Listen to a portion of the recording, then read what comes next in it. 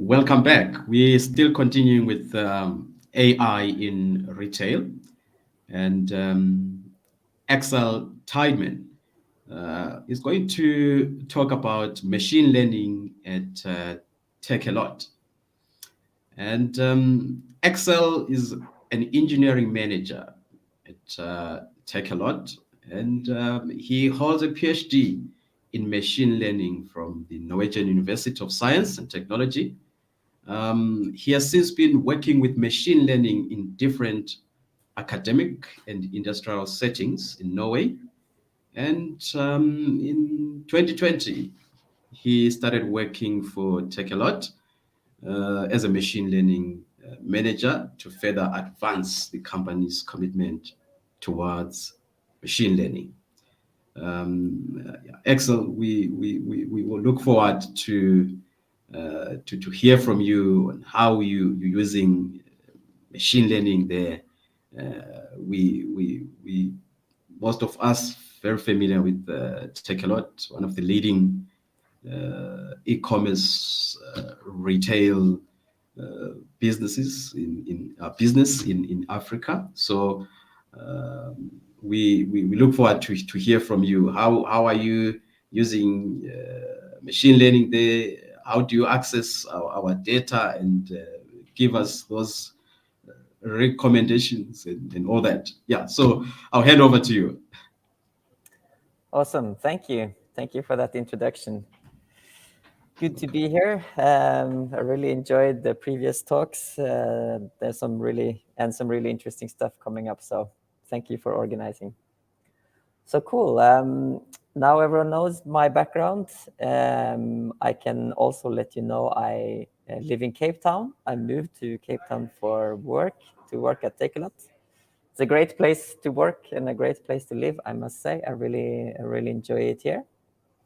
So Takealot, I guess, is known to most people. It's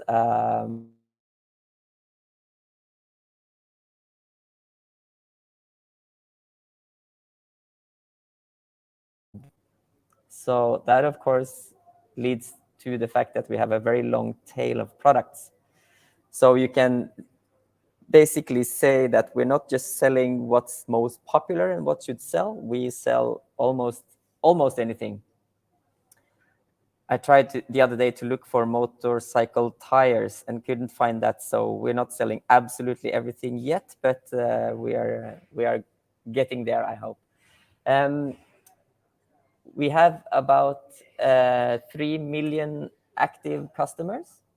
So the market penetration is then roughly 3%. So that's not a lot. So that means that even though Takealot is already a quite big company, there's still huge growth potential, which I think is really cool. And of course, this sets the scenes for all the cool machine learning things we can do, which is the basis for this talk, basically. It will be a bit more technical than the previous talks, but still also focus on application.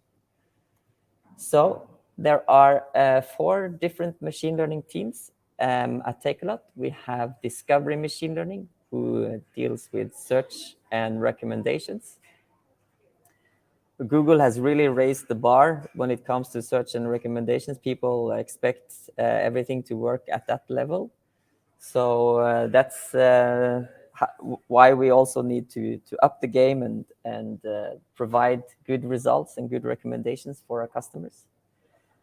We have the merchant machine learning team that deals with everything related to retail and marketplace. So for those of you who might not know, Takealot is divided kind of in 2, where retail is the stuff that Takealot buys and sells, and marketplace is where individual sellers can sign up and sell their stuff on the platform.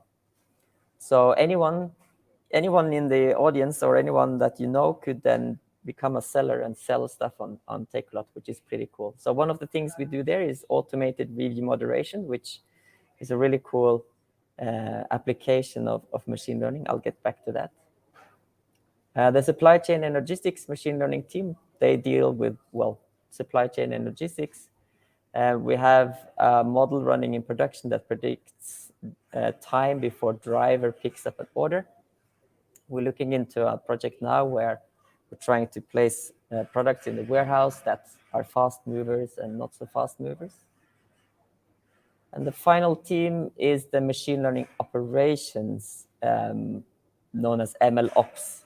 This is a brand new team. Actually, the first person starting will be on the 5th of July. And that's all about like making platforms available for the machine learning team so they can do machine learning at scale. This includes, of course, data pipelines, machine learning pipelines, and databases, everything that's needed.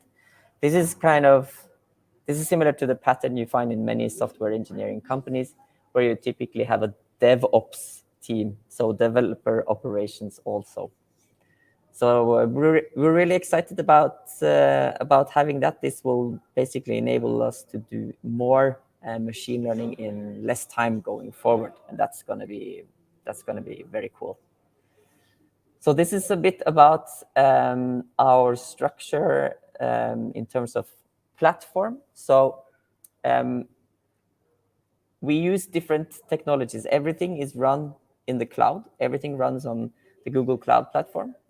All of engineering is built on top of Kubernetes, which is this open source orchestration technology. And what's interesting is that, well, I mean, what I think also is not uninteresting, but very cool, is that we use pipelines to make experiments reproducible and follow some rigor. We use a technology called Tensorflow, which is basically the Google open source framework to do machine learning. And TensorFlow Extended is then the pipeline approach for that. We use TensorFlow serving to serve our models, so basically taking them from the development stage into where they can be used in production. And we also use a technology called Dataform to basically gather data, make them ready, and for the machine learning algorithm to be consumed. So, and as I said, everything is running on the Google Cloud Platform, which of course then makes our tasks very scalable. So when we have huge amounts of data to process, we can then dispatch that to something known as Dataflow. When we want to train our models, we can use the AI platform where we can provision very powerful machines, also known as GPUs, graphical processing units. So it's a great way to work. So at the core of all of this is basically Kubeflow, which is the machine learning toolkit for Kubernetes. That's how they label themselves. For those of you who don't know, Kubernetes is, as I mentioned before, an open source system for deployment, scaling, and management of containerized applications. And what does that really mean? That means basically all the building blocks that we see here. So the things that we use, this is just an example of everything you can do with Kubeflow, but we use pipelines and the Kubeflow UI, and we use TensorFlow serving, and we use TensorFlow as well. So the cool thing is that Kubeflow then enables us to work on so many different technologies in a scalable way, which I think is a great setup when you want to do machine learning at scale. So our machine learning pipelines then typically follow this pattern. So this is then a TensorFlow extended pipeline, and the shift in machine learning has drifted a bit more towards a data-centric approach, where you really, if you want your machine learning algorithm to work, you should focus more on the data than on the algorithm. Because now, typically, if you wanted to work with images, you would use a convolutional neural network. If you wanted to work with sequential data, you use what's known as an LSTM, or long short-term memory network. You could also use convolutional neural networks for that. Anyway, and all of those will work.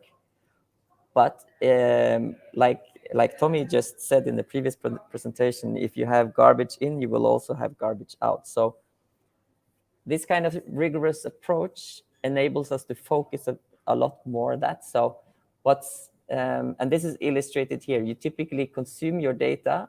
You then create statistics on your data. That creates a schema. And you then do your transformations. And this is a very important step because you need to transform your data into a way that is most suitable for your machine learning algorithm. And this typically then entails transforming continuous variables into the best distribution that you can get out of it, basically. And the simpler ones typically include doing standardization, where you make everything have a mean of 0 and a standard deviation of 1. You will typically convert categorical variables into integers.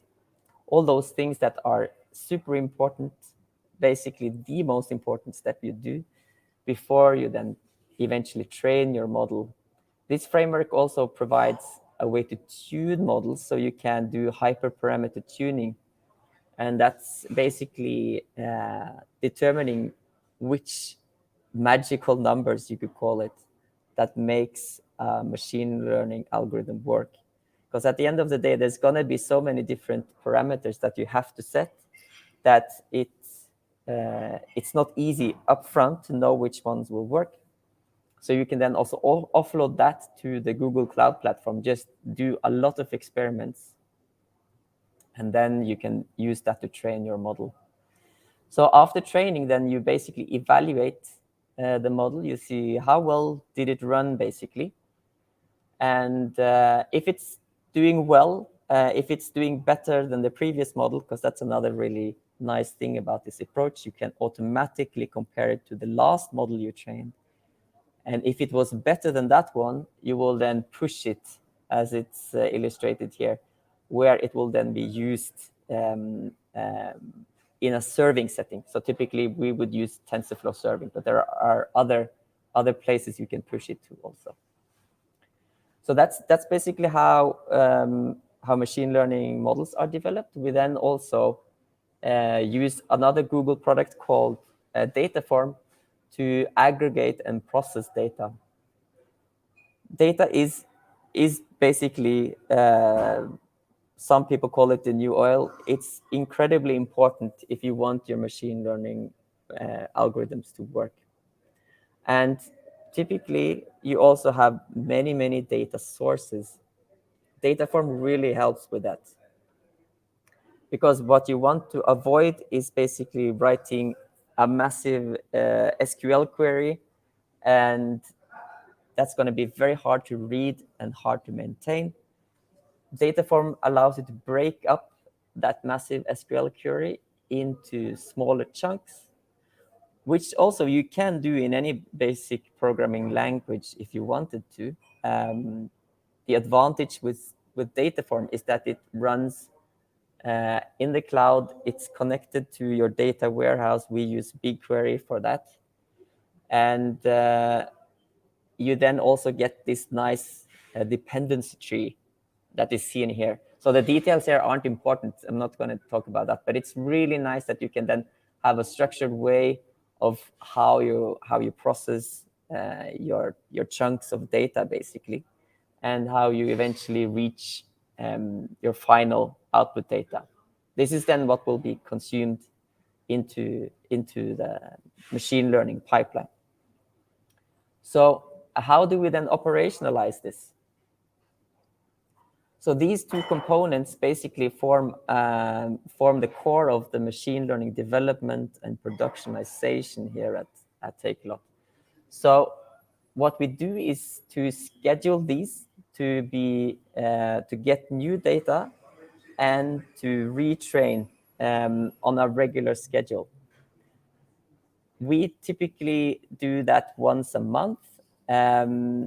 One of the reasons for that is we need to deal with drift. Drift is something that's become very apparent during these last 2 years with the pandemic. So drift is basically the concept where the distributions in your data change over time. And there are many ways you can deal with drift. It's not by any means a solved problem, but one of the easiest ways is basically to just do retrains a lot with new data. So you will make sure that your models are up to date with what's happening in the real world. And that's by far the easiest way to deal with drift. And also you can then make sure that your models are up to date. So the way this is done is to use something that's known as a cron job, which is basically a way to schedule processes on Kubernetes. So what's first done is that we use Dataform, which I just mentioned, to pull in new data from the various sources and then create new data sets. When that is completed, we then trigger the TensorFlow extended pipeline. This is also just an illustration. It doesn't really matter. It's just how it's presented in the UI. That pipeline will then train the model on new data. If the model is then found to be better than the previous model, it will then be pushed to a place on the Google Cloud platform where TensorFlow serving automatically checks for new models. So a new model will then be picked up and served using, as it's called serving when you use it in a production setting. So what's very nice about this is that it's automated, it's scheduled, it runs, and we also use then these kind of cron jobs for alerting. So if something fails, which is something we always must consider, then we will get notified. So that's because you can, for those of you who know these technologies, you can also schedule them using their own platforms, but we choose to do it this way to have a more holistic and also follow engineering patterns. So that's basically about our technology stack. So moving on a bit towards basically use cases. So one of the things that we deal with a lot is the reviews moderation on the site. Because if you buy something, you are then encouraged to write a review to help other customers. And also, of course, it makes the site a lot more, it instills a lot more confidence. So what's illustrated here is that someone's writing a review of a product. What's important to understand here is that this isn't sentiment analysis. It's we want to look if a review is good or bad in terms of does it describe the product or not. So if someone says, writes a review that says, this product stinks, the color is ugly, and it breaks if I give it a hard stare, that is approved. That is a good review because it describes the product. But if someone writes a review that says, I love Takealot, it's the best company and has the best service in the world, that will be rejected because it doesn't describe the product, it describes the service. Most often the reviews aren't that positive though. It's often the opposite.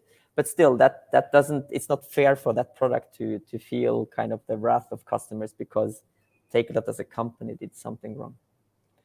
So about 90% of the reviews are then done automatically in this fashion. The rest we send to human moderators. And the human moderators also monitor the performance of the model itself, so we can track that. Another machine learning application we have is to predict what is known as capacity delay. So that happens when you're hungry and you then go to the Mr. D Food app and want to order something. We then predict how much time will it take until a driver can pick up the order.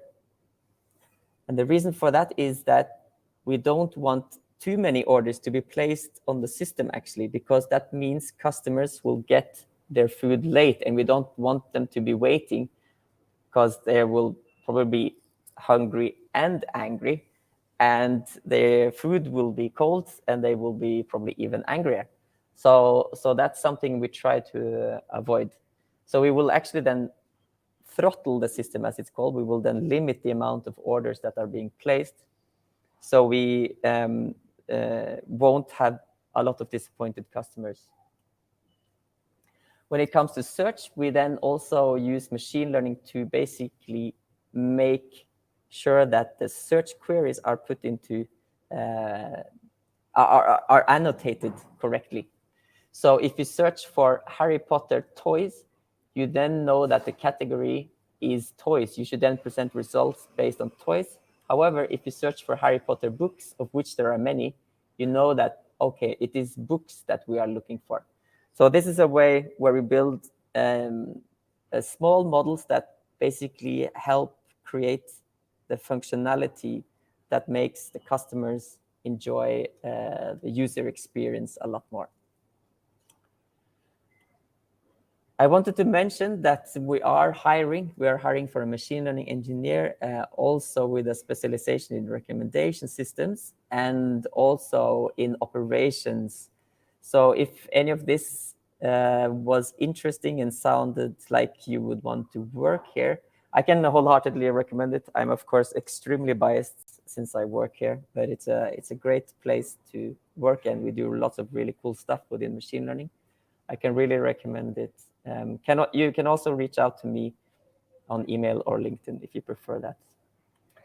That was it. Are there any questions? Axel, thank you so much for that quite detailed use of machine learning within Takealot. You mentioned a number of interesting things there. I think one of the things that you mentioned is that your ML models, you are able to retrain your models with new data. That helps in avoiding data mining biases and all that. Sometimes machine learning always can find trends even if they don't exist. As long as we train it always gain insights that may not even exist. But when you keep on training it with the new data, I think you're bound to have effective models. I'll take a few questions here. Okay, Daniel says, how are you determining whether a model is better than the previous one, purely on some holdout set? That is correct. We split the data into training data, evaluation data that we use to evaluate hyperparameters and so on. Yeah. And the third part is the test set. And that's how we determine if the current model is better than the previous model, because both will be tested on the test set. So that's what Daniel says on the holdout set. That is correct. Okay, thank you so much for that. Okay, Imungo says, when you say you are training the model with new data often, how are we making sure the new data is also different, so that it's not just new but showing the same as the last one? So we can't really know that, and it's a very good question, because technically you should monitor the distributions of your data and see how they change. If they change, maybe alert someone if the distributions have changed a lot. There's a technique specifically for that called the KS test, the Kolmogorov-Smirnov test, that you can use for that. We don't actually do that now. It's one of the things that we think maybe the machine learning operations team can look more into. At the time being, we're just very happy with the fact that we retrain with new data that will at least be a representation of the world as it is now. So that's how we deal with that. But it's a very good question. Excellent. Thank you so much, man. I think we can discuss until morning about ML, but let me take this opportunity to thank you for your presentation, and we're going to take a a short break, and Daniel is going to take a dive into what's best practice data science looks like. So don't go away. We'll be back shortly. Thank you. Thank you.